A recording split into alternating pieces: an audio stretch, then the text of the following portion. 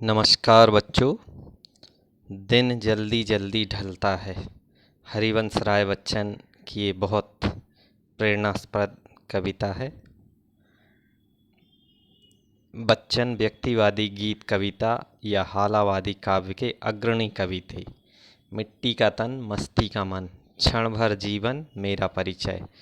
इन पंक्तियों के लेखक हरिवंश राय बच्चन का जन्म 27 नवंबर 19 को इलाहाबाद के नज़दीक प्रतापगढ़ जिले के एक छोटे से गांव पट्टी में हुआ था। घर में प्यार से उन्हें बच्चन कहकर पुकारा जाता था। आगे चलकर यही उपनाम विश्व भर में प्रसिद्ध हुआ। बचपन की आरंभिक शिक्षा दीक्षा गांव की पाठशाला में हुई। उच्च शिक्षा के लिए वे इलाहाबाद और फिर कैम्ब्रिज गए, जहां से उन्हें अंग्रेजी साहित्य के विख्यात कवि W.B. ईट्स की कविताओं पर उन्होंने शोध किया।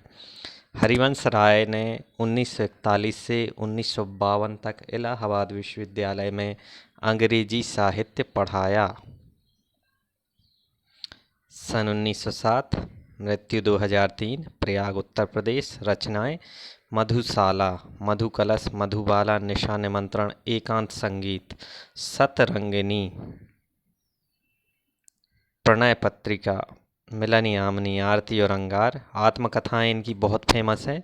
क्या भूलूं क्या याद करूं, नीड़ का निर्माण, फिर बसेरे से दूर, 10 द्वार से सोपान तक, प्रवासी की डायरी। कविता में प्रवेश करते हैं। दिन जल्दी जल्दी ढलता है एक प्रेम गीत है। इसमें प्रेम की व्याकुलता का वर्णन है। अपने प्रियजनों से मिलने की चाह में ही पथिक के पांव तेज तेज चलने लगते हैं। पक्षियों के पंखों में फड़फड़ाहट भर आती है, परंतु कवि के जीवन में कोई प्रिय नहीं है जो उनकी प्रतीक्षा कर रहा हो, इसलिए उनके कदम शिथिल हैं। जीवन में गति का संचार तो प्रेम के कारण ही हुआ करता है। कठिन शब्दों के अर्थ बताएंगे। प्रत्याशा, नीड़, चंचलता, तीव्रताएं, विकल, व्याकुल, हित के वास्ते, शिथिल, ढीला और हृदय।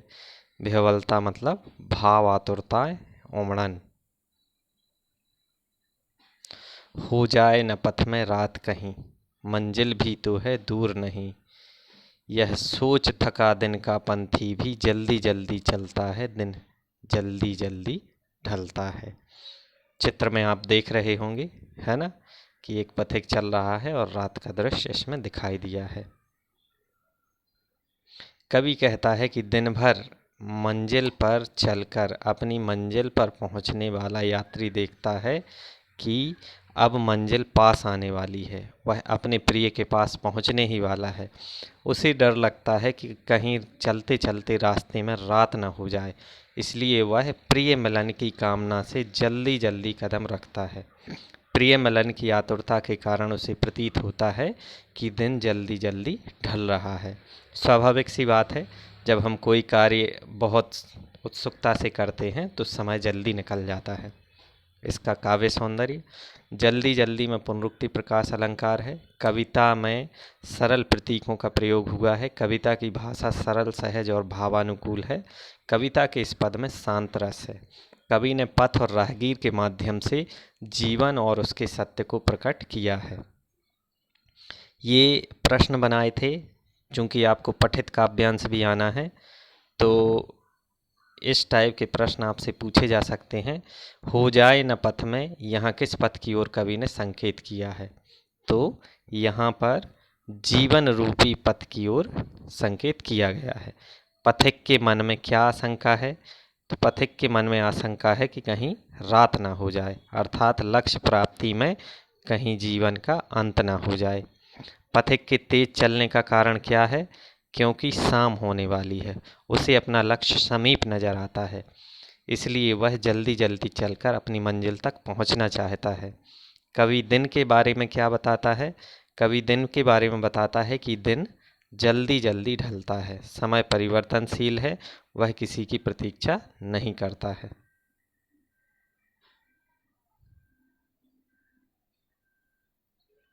बच्चे प्रत्याशा में होंगे, नीड़ों से झांक रहे होंगे, यह ध्यान परों में चिड़िया के भरता कितनी चंचलता है, दिन जल्दी जल्दी ढलता है।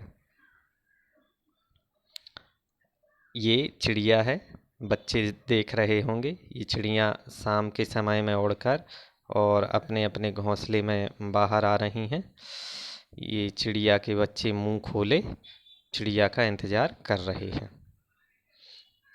कवि कहता है कि चिड़िया जब शाम को अपने घोंसले की ओर वापस आ रही होती है तो उसके मन में यह ख्याल आता है कि उसके बच्चे उसकी राह देख रहे होंगे, वे घोंसले में बैठे बाहर की ओर झांक रहे होंगे, उन्हें मेरी प्रतीक्षा होगी। जैसे ये चिड़िया को यह चिंता सताती है, उसके पंखों की गति बहुत तेज हो जाती है। वह तेजी से घोंसले की ओर बढ़ती है। तब उसे यूँ लगता है मानो दिन बहुत तेजी से ढलने लगा हो और वह अपने बच्चों के प्रेम मिलन के लिए व्यग्र हो जाती है। भाषा में अत्यंत सरलता है, शब्द चयन बहुत उपयुक्त है, पद में शांत रस है। घोंसले का बिंब कवि ने प्रस्तुत किया है। काव्यांश में यह सत्य प्रकट हुआ है कि वात्सल्य भाव सभी प्राणियों में व्याप्त है। वात्सल्य रस, तो इसमें वात्सल्य रस की भी छटा दिखाई देती है। बच्चे किसका इंतजार कर रहे होंगे तथा क्यों? शाम को प्रायः बच्चे अपने माता पिता के आने का इंतजार करते हैं, उन्हें माँ से प्यार मिलता है ना। चिड़िया के घोंसलों में किस दृश्य की कल्पना की गई है? दृश्य की चिड़िया के घोंसले में जिसमें बच्चे अपने माता पिता की प्रतीक्षा बाहर की ओर झांकने लगते हैं। चिड़िया के परों में चंचलता आने का क्या कारण है? चिड़िया के परों में चंचलता इसलिए आ जाती है क्योंकि उन्हें अपने बच्चों से मिलने की आतुरता है।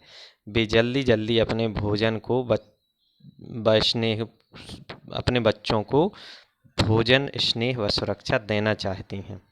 इस अंश के द्वारा किस मानव सत्य को दर्शाया गया है?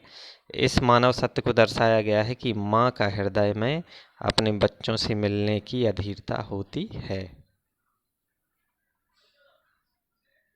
मुझसे मिलने को कौन विकल में हूँ, कित के हित चंचल, यह प्रश्न शिथिलता करता पद को भरता और मह विवलता है, दिन जल्दी जल्दी ढलता है।